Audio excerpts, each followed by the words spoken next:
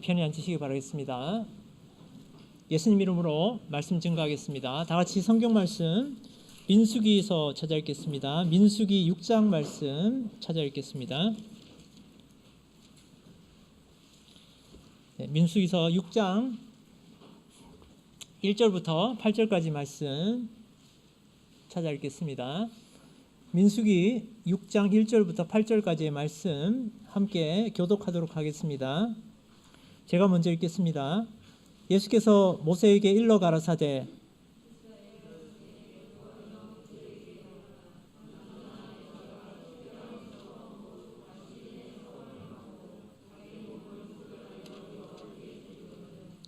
포도주와 독주를 멀리하며 포도주의 초나 독주의 초를 마시지 말며 포도즙도 마시지 말며 생포도나 건포도도 먹지 말지니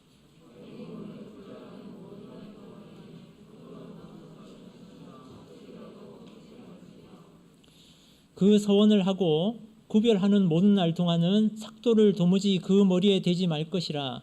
자기 몸을 구별하여 여호와께 드리는 날이 차기까지 그는 거룩한즉 그 머리털을 길게 자라게 할 것이며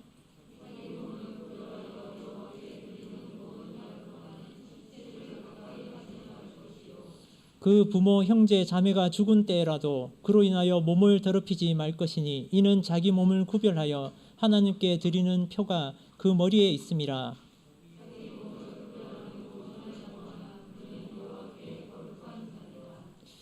8절까지의 말씀을 함께 읽었습니다.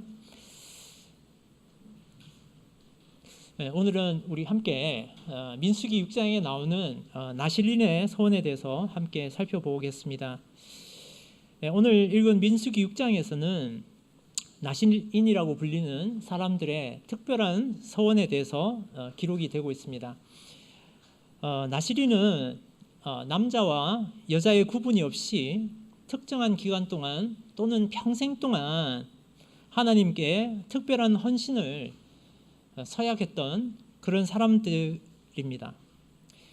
구약에서는 삼손이나 우리 사무엘, 또 신약에서는 세례 요한 등이 대표적인 나실인의 서약을 한 사람으로 이렇게 알려져 있습니다. 특히 많은 사사들 중에서 많은 이들이 이 나실인이었다고 알려져 있습니다. 나실인은 구별하다 그리고 바치다라는 뜻을 가진 히브리어 나자르에서 유래된 것입니다.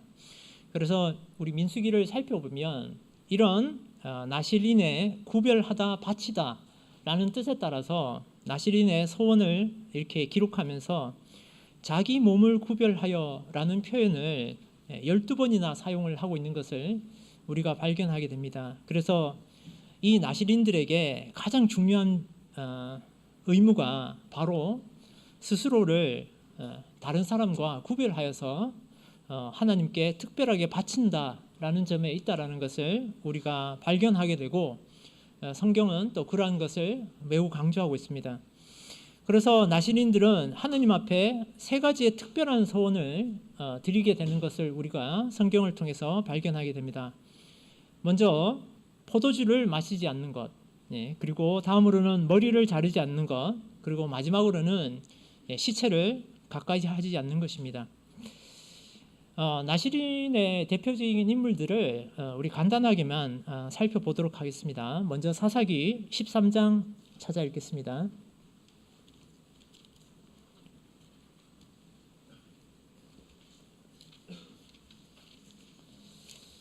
사사기 13장 5절 말씀 함께 읽어보도록 하겠습니다. 사사기 13장 5절 말씀 함께 읽겠습니다. 보라, 내가 잉태하여 아들을 낳으리니 그 머리에 삭도를 대지 말라. 이 아이는 태에서 나옴으로부터 하나님께 바치운 나실인이 됨이라. 그가 블레셋 사람의 손에서 이스라엘을 구원하기 시작하리라. 삼손의 아버지는 단지파 자손입니다. 따라서 제사장이 될 수 없는 그런 혈통을 가지고 태어났지만 여호와께서는 삼손을 그 어미의 태중에서 이미 나실인으로 정하셔서 당시에 사사시대의 고통 가운데 있던 이스라엘에게 도움이 되도록 하셨습니다. 삼손은 그 이후에 들릴라라고 하는 여인과의 관계 때문에 일생 동안 나실린으로서 머리에 삭도를 대지 않겠다는 그런 서약을 지키지 못하게 됩니다.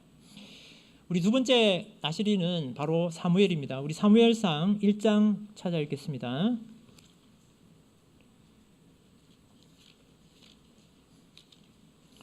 사무엘상 1장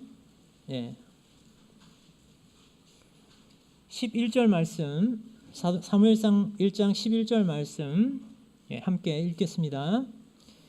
서원하여 가로되 만군의 여호와여, 만일 주의 여종의 고통을 돌아보시고 나를 생각하시고 주의 여종을 잊지 아니하사 아들을 주시면 내가 그의 평생에 그를 여호와께 드리고 삭도를 그 머리에 대지 아니하겠나이다. 사무엘 아버지는 에브라임 자손입니다. 사무엘 역시 제사장이 될 수 있는 가문은 아니었지만 그 어머니 한나의 서원으로 사무엘은 나실인이 되었고, 사무엘은 자라나면서 자원하여, 그 스스로도 자원하여 나실인으로서의 삶을 살면서 사실상 제사장의 의무를 감당하였습니다. 다음으로 레갑 자손이 되겠습니다. 우리 예레미야 35장 8절 찾아 읽겠습니다.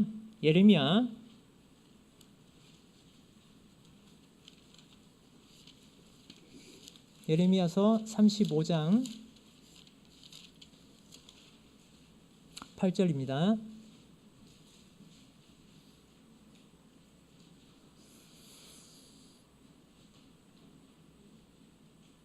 8절만 읽겠습니다. 예레미야 35장 8절 읽겠습니다. 우리가 레갑의 아들 우리 선조 연하답의 우리에게 명한 모든 말을 순종하여 우리와 우리 아내와 자녀가 평생의 포도주를 마시지 아니하며. 이 레갑 자손은 미디안 족속입니다. 따라서 우리 이방 족속이었습니다. 그런데 그의 선조였던 연하답이 나실인으로 소원을 한 대로 유언을 따라서 모든 족속들이 평생 동안 나실인으로서 구별된 삶을 살았습니다. 그들의 선조였던 연하답은 예후 시대에, 예후라고 하면 아합 왕의 뒤를 이어서 왕위를 얻게 된 그런 사람입니다. 아합 왕의 온 집과 바알 숭배자들을 척결하는데 이렇게 함께하게 됩니다. 그의 조상 연하답이. 그래서 연하답이 예후의 개혁, 그러니까 하나님 보시기에 선하지 못했던 그런 아합 왕을 척결하는데 도움을 주기로 결심을 하게 됩니다. 그러나 우리가 성경을 잘 살펴보면 예후가 이루어냈던 개혁은 사실상 반쪽짜리 그런 개혁이었습니다. 그랬던 이유 때문인지 레갑 자손들은 예후 왕 때 아마 하나님 앞에 이 특별한 서약을 했던 것 같습니다. 그래서 그들은 이런 선조들이 이런 서약을 하면서 이 서약을 유언으로 남기게 됩니다. 그래서 오늘 읽었던 예레미야 35장 앞부분에 보면 예레미야 선지자가 이 레갑 자손들의 후손들에게 포도주를 마실 것을 3번이나 이렇게 권유를 하게 됩니다. 그런데도 이들은 조상대대로 물려온 나실인으로서의 삶에 대한 순종을 고집하게 됩니다. 하나님께서는 이런 이방인 족속이지만 나실린 서약에 대한 순종을 통해서 이것을 유다의 불순종과 대비해서 말씀하시면서 이들에게 축복을 내리십니다. 내 앞에 설 사람이 영영이 끊어지지 아니하리라 라는 축복을 내리시는 것을 우리가 보게 됩니다. 우리 다음으로 살펴볼 나실인은 바로 세례 요한입니다. 누가복음 1장 찾아 읽겠습니다. 누가복음 1장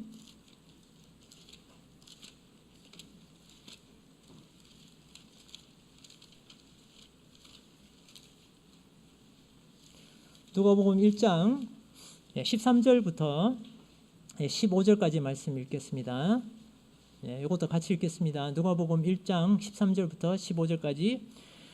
천사가 일러 가로되 사가랴여 무서워 말라. 너의 간구함이 들린지라. 내 아내 엘리사벳이 내게 아들을 낳아 주리니 그 이름을 요한이라 하라. 너도 기뻐하고 즐거워할 것이요 많은 사람도 그의 남을 기뻐하리니 이는 저가 주 앞에 큰 자가 되며 포도주나 소주를 마시지 아니하며 모태로부터 성령의 충만을 입어. 천사는 사가랴에게 세례 요한이 탄생할 것을 알려줍니다. 이는 태어날 요한이 나실인으로 택하신 여호와의 뜻임을 분명하게 알려주고 있습니다. 세례 요한의 부친 사가랴는 아론의 혈통을 이어받은 제사장 가문이었습니다. 제사장 가문이면서도 나실인으로서의 서약을 통해서 주님 앞에서 절제된 삶을 살게 됩니다. 다음으로 살펴볼 우리 나실인은 바로 사도 바울입니다. 우리 사도행전 18장 18절 찾아 읽겠습니다. 사도행전 18장 18절 되겠습니다.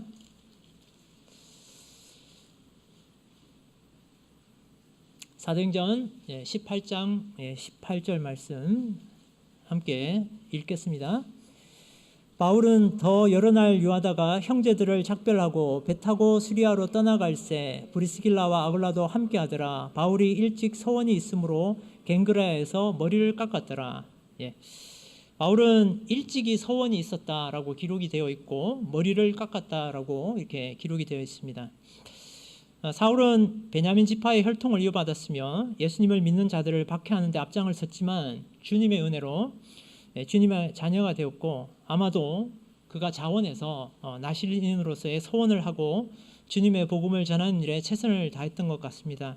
그리고 그는 갱그라에서 이 서원을 마무리하는 의미로 아마도 길렀던 머리를 깎았던 것으로 이렇게 기록이 되어 있습니다. 우리 나실인을 이렇게 살펴보면 두 가지 종류가 있는 것 같습니다. 하나는 평생을 나실인으로서 살아가는 것이고요. 그래서 삼손이나 사무엘이나 세례 요한은 평생 날 때부터 평생 나실인으로서의 삶을 살았던 그런 인물들이 되겠고요. 아마도 바울은 평생 나실인으로서 산 것이 아니라 일정 기간 서원을 하고 하나님 앞에서 그 서원을 지키면서 살았던 것 같습니다. 이렇게 나실인의 서약을 우리가 잘 살펴보면 우리 성경에서는 제사장은 혈통으로 이어가는 것이었습니다. 그러니까 레위 자손들이 이 제사장 직무를 담당을 할 수 있었습니다.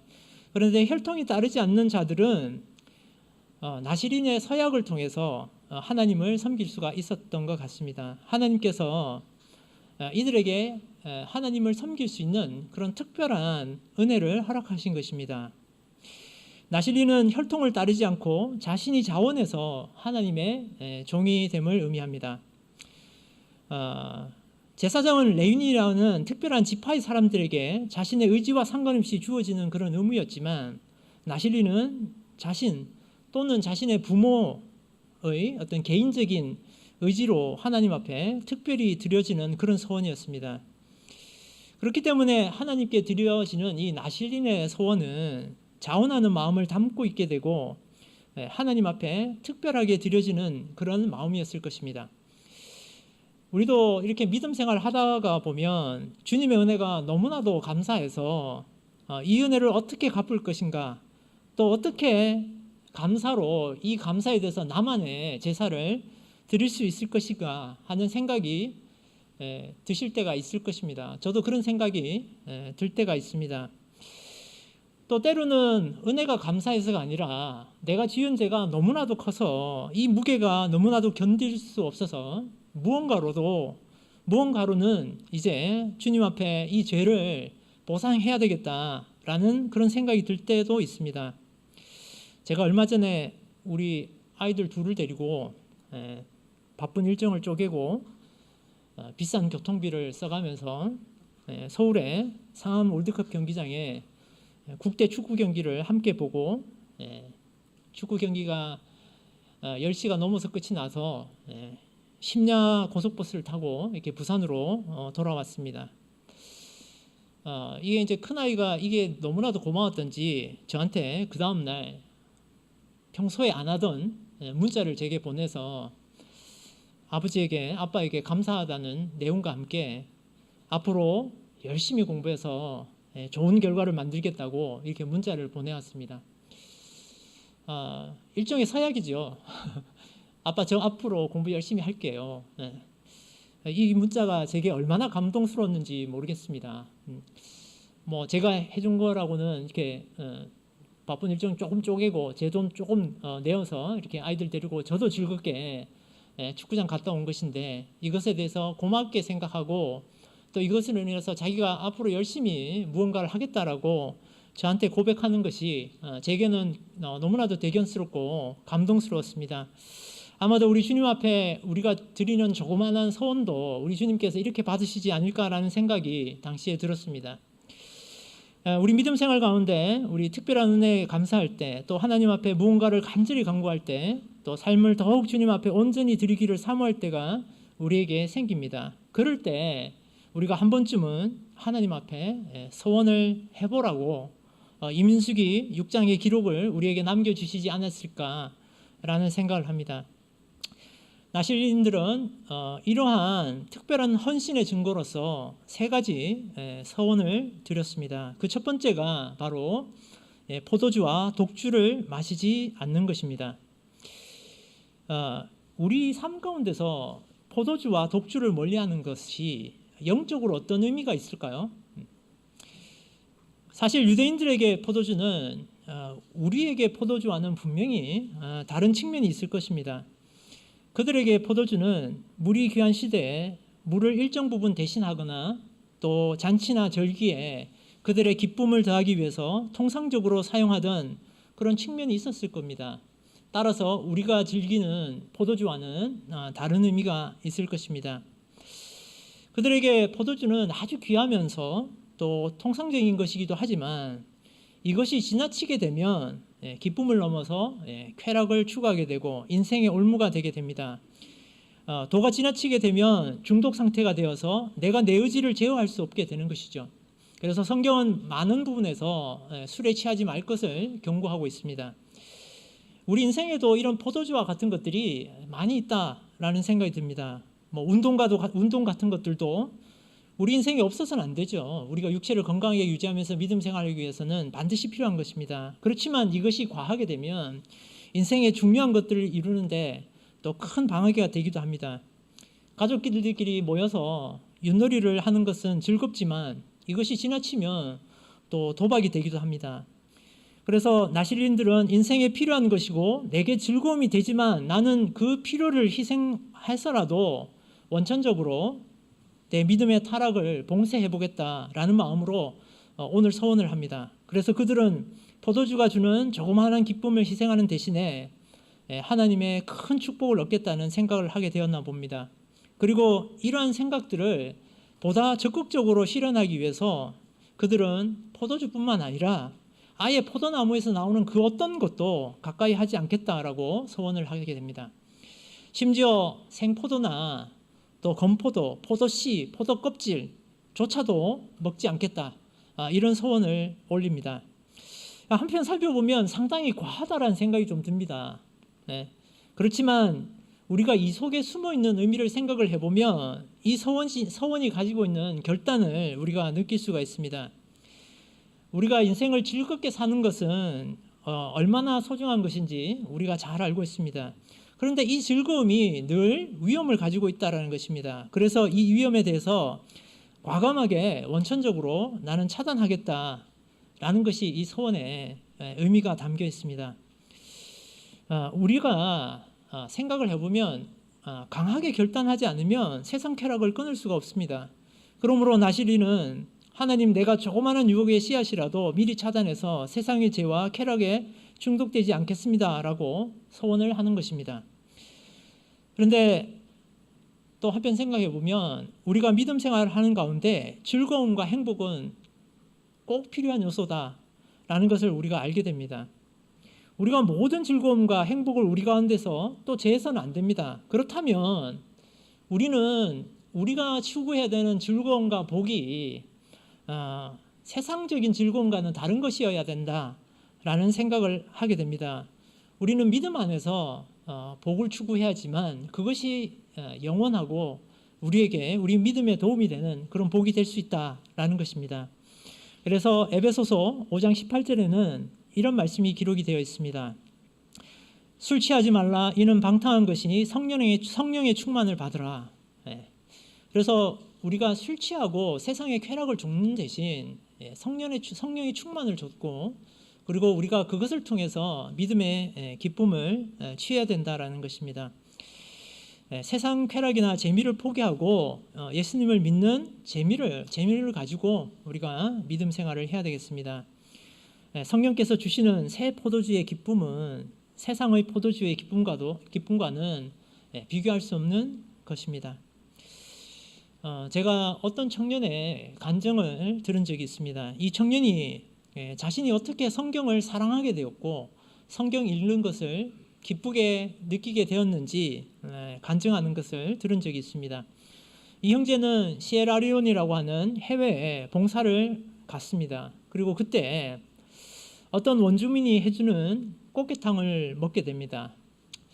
그 당시에 시에라리온이라고 하는 곳에 시장에는 파리가 들끓고 그런 것들을 늘상 보아왔기 때문에 그는 이 꽃게탕을 먹기가 굉장히 주저스러웠습니다. 그럼에도 불구하고 원주민이 해주는 그 꽃게탕의 정성을 생각해서 이 꽃게탕을 먹었습니다. 그리고는 온몸이 부어오르고 피부의 감각이 사라지기 시작했습니다. 그는 그 자리에서 쓰러져서 현지의 보건소에서 치료를 받는 동안 주사를 맞고 잠시 정신을 차리게 됩니다. 잠시 정신을 차렸다 싶어서 일어서려고 하는데 바닥이 갑자기 자기에게 다가와서 자기 볼을 때렸다고 합니다. 이렇게 세 차례 자기의 볼을 때렸다고 합니다. 자기는 땅이 때린 줄 알지만 사실은 자기가 넘어진 거죠. 그래서 그가 도저히 일어날 수 없는 상황이 되었습니다. 그런데 시에라리온이라고 하는 곳은 인터넷이 되지 않고 아무것도 할 수 있는 것이 없었습니다. 그래서 그는 성경책 읽는 것 외에는 할 수 있는 것이 없었습니다. 그래서 그는 몇 날 며칠을 하루 종일 성경만 읽게 됩니다. 하루에 8시간에서 9시간 동안 성경을 읽으면서 성경을 깨달아가는 깊은 체험을 하게 됐고 그가 애쓸 필요도 없이 성경이 그의 삶의 유일한 기준이 되어버렸습니다. 그때 하나님과 싸운 추억이 삶의 가치관이 되고 그는 성경에 미치게 되었습니다. 그리고 나서 그는 또다시 해외 선교를 하는 동안 이번에는 말라리아에 걸리게 됩니다. 그래서 그가 요양을 위해서 한국에 돌아오게 됩니다. 그런데 그는 기억 때문에 시에라리온에서의 기억 때문에 또 성경을 읽고 성경에 미치게 됩니다. 그런데 그가 생각해 보건대 한국에서는 인터넷도 되고 자기가 할 수 있는 것이 너무나도 많은데 그가 시에라리온에서 발견했던 그 성경을 읽는 기쁨 때문에 자신은 인터넷과 핸드폰이 전혀 달갑지 않았고 오직 성경을 읽는 기쁨에 그렇게 미치게 되었다라는 것입니다. 우리에게도 이 포도주와 독주와 같은 것들이 많은 세상에서 나를 가장 쉽게 문을 뜰 수 있는 것을 우리는 잘 알고 있습니다. 오늘 그것들을 과감하게 내게서 끊어내는 소원을 우리가 해야 되겠습니다. 우리 데살로니가전서 5장 찾아 읽겠습니다. 데살로니가전서 5장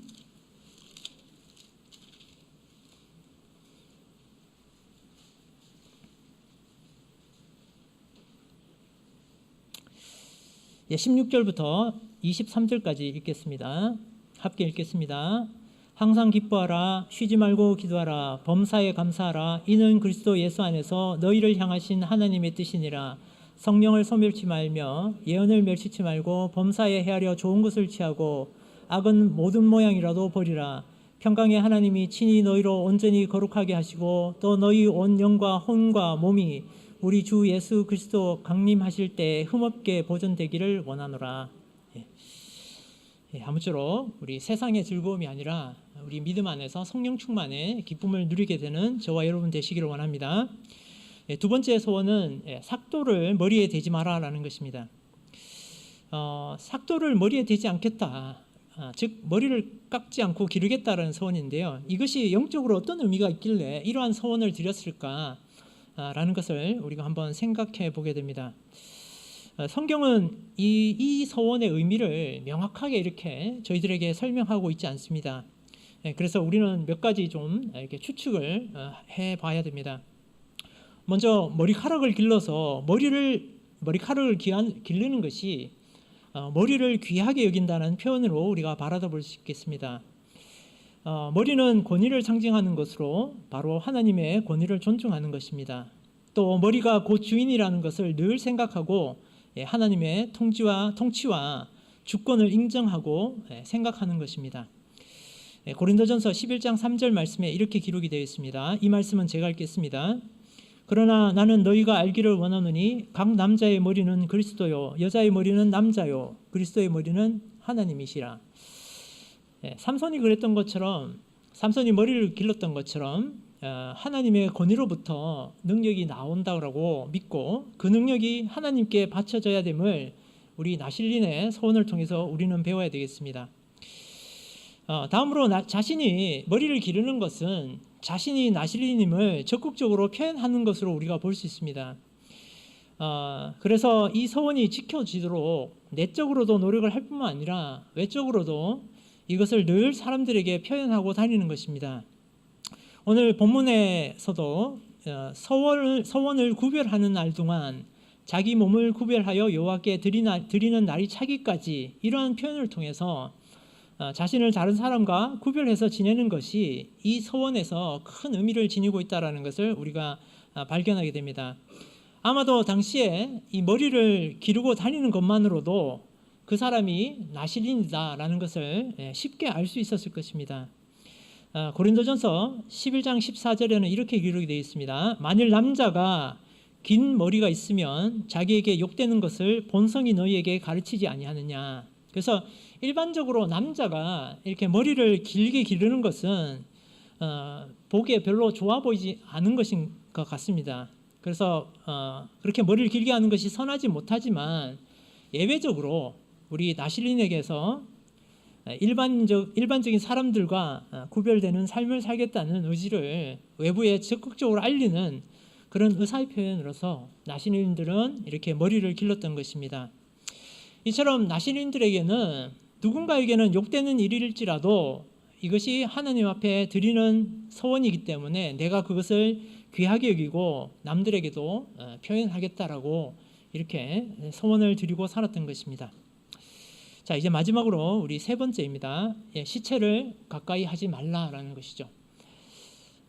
이것은 시체를 가까이 하지 말아야 되는 이유는 바로 시체가 부정한 것으로 여겨졌기 때문입니다. 시체는 부정과 부패, 더러움의 상징이었기 때문에 이런 것들로부터 자신을 정결케 보호하겠다라는 것입니다. 한편으로는 생명이신 하나님과 이 죽음은 서로 상극이다, 이런 생각을 하게 됩니다. 우리가 생명을 귀하게 생각하고 추구하는 믿음을 가진 그런 사람들입니다. 그래서 우리는 조금이라도 부정한 것으로부터 스스로를 멀리하라는 그런 뜻이 이 서원에 담겨 있다라는 생각이 듭니다. 레위기 21장 1절 말씀에 제가 읽겠습니다. 이것도 레위기 21장 1절 말씀 이렇게 기록이 되어 있습니다. 여호와께서 모세에게 이르시되 아론의 자손 제사장들에게 고하여 이르라. 백성 중에 죽은 자로 인하여 스스로 더럽히지 말려니와. 이처럼 죽은 자를 가까이 하는 것은 더럽고 이렇게 부정한 것으로 간주되는 만큼 나실인은 이 죽은 것을 가까이 하지 않는 것을 통해서 자신의 정결을 지키겠다라는 그런 서원을 했습니다. 그런데 이 서원이 심지어 부모가 죽더라도 자신의 부모의 죽은 시체를 가까이 하지도 않겠다, 그런 서원을 했습니다. 이처럼 하나님을 섬기는 사람은 사망에 이르는 것들이 아닌 생명에 이르는 것들을 추구하는 삶을 살아야 한다는 것입니다. 마태복음 8장에 한 제자가 예수님께 이렇게 말을 합니다. 먼저 가서 아버지의 장사를 한 후에 예수님을 따르겠다라고 고백을 하게 됩니다. 말을 하게 됩니다. 그때 예수님께서 이 제자를 향해서 무슨 얘기를 하냐면 죽은 자로 그 죽은 자를 장사하게 하고 너는 나를 쫓으라고 말씀해 주셨습니다. 이 말씀이 때로는 우리의 올무가 되기도 하지만 이 속에는 예수님께서 죽은 것을 가까이 하기보다는 생명이신 예수님을 먼저 따르라는 의미로 우리가 이해가 되었습니다. 우리가 이 문제를 효도라고 하는 그런 인간적인 관점에서 살펴보면 이해가 되지 않습니다. 그런데 우리 믿음의 원리에 대입을 해보면 이것은 너무나도 당연한 것입니다. 여기에 기록되어 있는 이 질문을 예수님께 던졌던 사람은 바로 제자라고 기록이 되어 있습니다. 그는 하나님에게 헌신하기로 예수님을 따르기로 결심한 사람입니다. 그래서 그런 그가 죽은 것을 가까이 하는 것이 온당치 못하다라는 것입니다. 그래서 나시린들이 비록 부모라도 죽음에 부정한 것을 가까이 하기보다는 생명을 소중히 여기고 정결을 추구하겠다라는 소원을 했던 것으로 이해가 됩니다. 그래서 전통적인 제사를 드리지 않는 것이 우리가 귀신에게 절하지 않겠다라는 의미도 있지만 우리가 살아있는 생명을 늘 줬겠다는 의미에서도 우리가 믿음 안에서는 지혜로운 것이 아닌가라는 생각을 하게 됩니다. 제가 성경을 읽는 여러 가지 사건들 가운데 제게 이렇게 완전히 이해되지 않는 그런 말씀들이 몇 가지가 있었습니다. 그 중에 하나가 바로 이 부분이었습니다.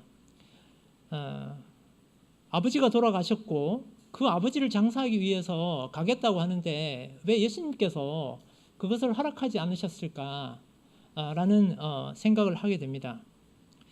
그런데 오늘 말씀을 나시린의 소원을 잘 살펴보면 이 죽음이 가지고 있는 의미를 우리가 한 번 더 생각해 본다면 이것이 이해가 되기도 합니다.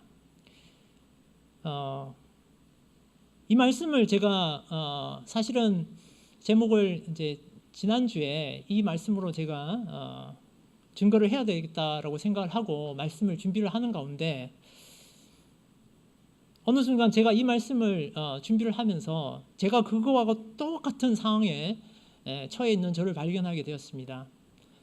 오늘 제가 오기 전에 목자님께 사실은 전화를 드렸습니다. 목자님, 제가 대구에 갔으면 좋겠다. 그래서 제 지혜로는 목자님께서 부산에서 말씀 증거를 해주시고 저도 말씀 준비를 했으니 대구에서 말씀 증거를 하고 부모님을 뵀으면 좋겠다라는 말씀을 드렸습니다. 그때 하나님께서는 그것이 하나님 보시기에 선하지 않다라고 생각을 하셨던 것 같습니다. 그래서 저는 원래대로 부산에서 말씀을 증거하고 목자님은 목자님대로 대구에 가셔서 말씀을 증거하시기로 했습니다.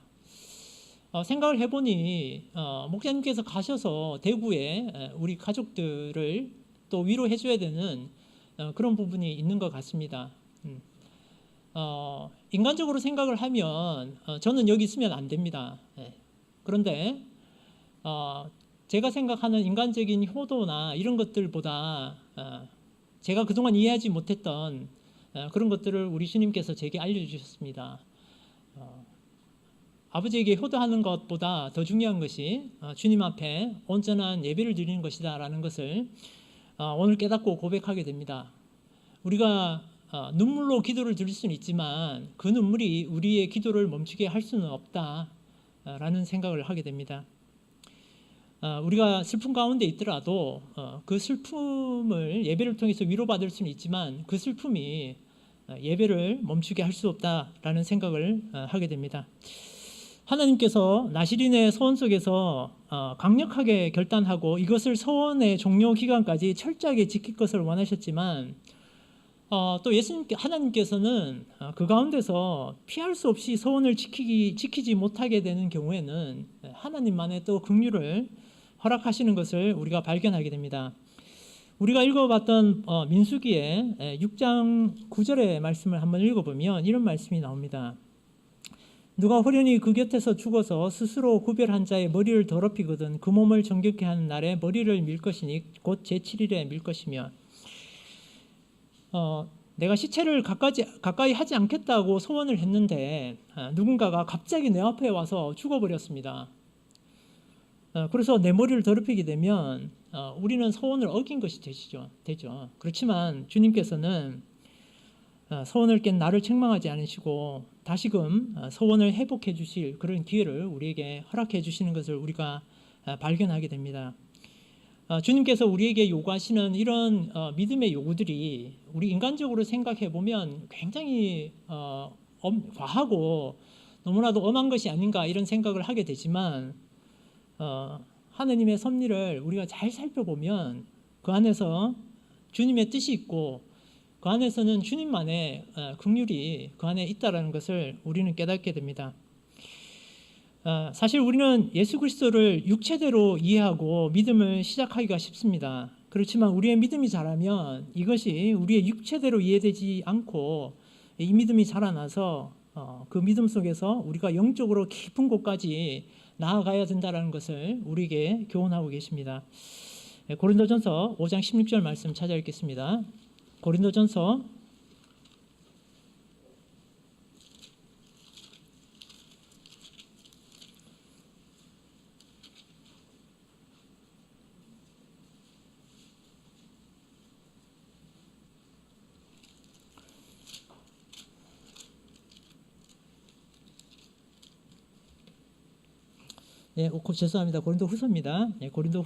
5장 16절 말씀.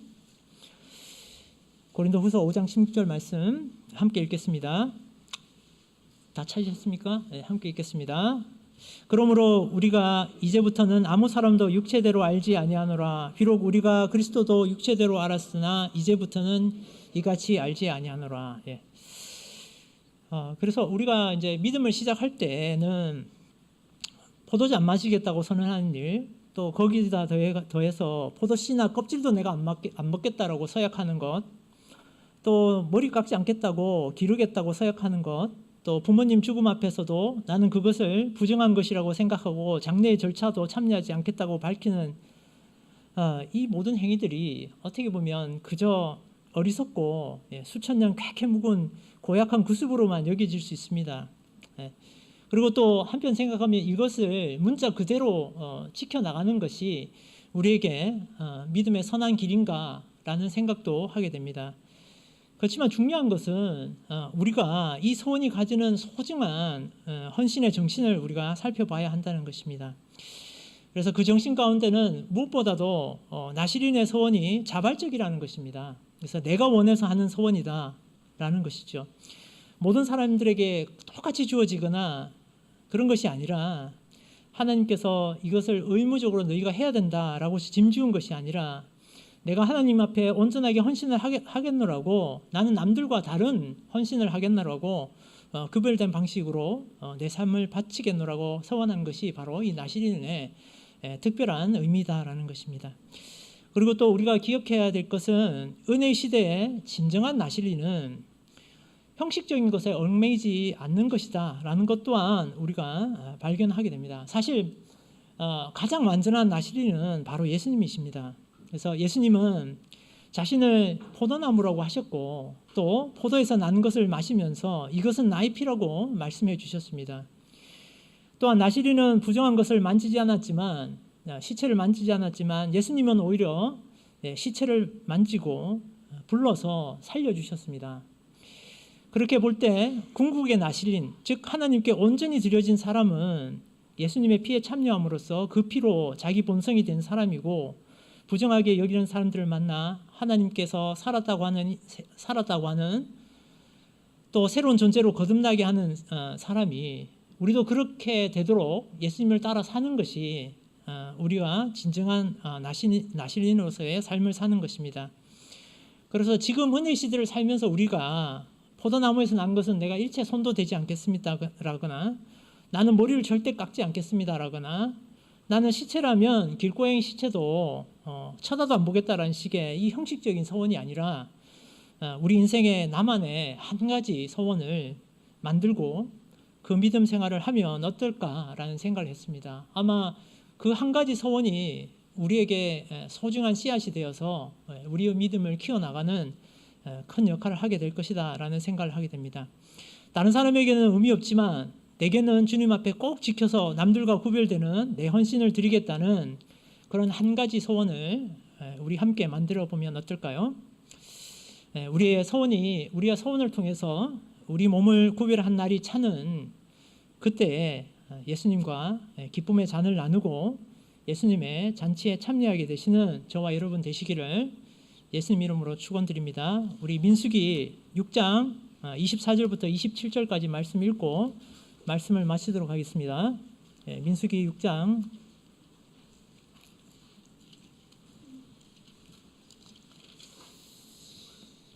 민수기 6장 24절부터 27절까지 말씀입니다. 함께 읽고 마치겠습니다. 여호와는 내게 복을 주시고 너를 지키시기를 원하며 여호와는 그 얼굴로 내게 비치사 은혜 베푸시기를 원하며 여호와는 그 얼굴을 내게로 향하여 드사 평강 주시기를 원하노라 할지니라 하라. 그들은 이같이 내 이름으로 이스라엘 자손에게 축복할지니 내가 그들에게 복을 주리라. 우리 하나님께서 우리에게 복을 주시는 분이심을 믿습니다. 우리의 드리는 소원이 아무리 작더라도 귀하고 크게 살펴봐 주시고 우리의 허물을 용서하시면서 더 큰 복을 나눠주시기를 원하시는 분이심을 믿습니다. 다 같이 찬송하시겠습니다. 470장 찬송하시겠습니다.